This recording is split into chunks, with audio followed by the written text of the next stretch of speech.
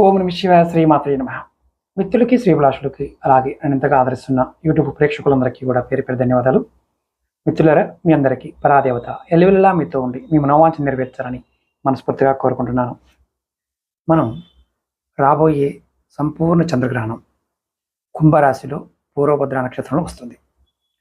మనకి జ్యోతిశాస్త్రం కొన్ని సానుకూలమైన ఫలితాలు, మరికొన్ని ప్రతికూలమైన ఫలితాల గురించి చెప్పడం జరిగింది.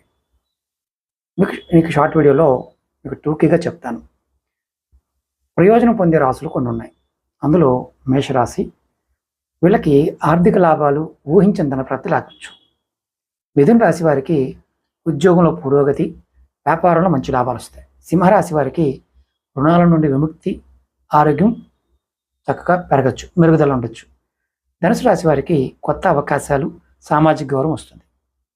కుంభరాశి వారికి ఈ రాశిలోనే గ్రహణం జరుగుతున్నప్పటికీ ఆర్థికంగా కొంత మంచి జరిగే అవకాశం ఉంది. ఇప్పుడు ఆర్థిక అంటే కొంచెం ఫైనాన్షియల్గా ఇబ్బందులు ఎదుర్కొనే రాశులు: వృషభ రాశి ఆర్థిక నష్టాలు, ఖర్చులు పెరుగుతాయి. కర్కటక రాశి వారికి కుటుంబంలో ఆర్థిక సమస్యలు, పెట్టుబడుల్లో నష్టాలు వస్తాయి. కన్యా రాశి వారికి అనవసరమైన ఖర్చులు, వ్యాపారంలో ఒత్తిడి ఉంటుంది. వృశ్చిక రాశి వారికి ఆర్థిక వ్యవహారాల్లో జాగ్రత్తగా ఉండాల్సిన అవసరం ఉంటుంది. తొందరపాటు నిర్ణయాల వల్ల నష్టాలు దారితీయవచ్చు. అయితే జాగ్రత్తలు తీసుకోవాల్సిన రాశులు కొన్ని ఉన్నాయి.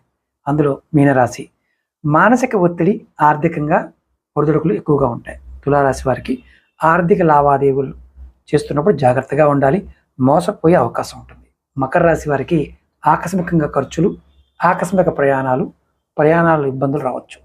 ఇది జ్యోతిష ప్రకారం మీకు సూచనలు. ఏ రాశి వారైనా సరే ఇక్కడ ఖచ్చితంగా మీ జాతకాన్ని పరిశీలించుకున్నప్పుడు మీ ప్రభావం ఎలా ఉందని తెలుస్తుంది.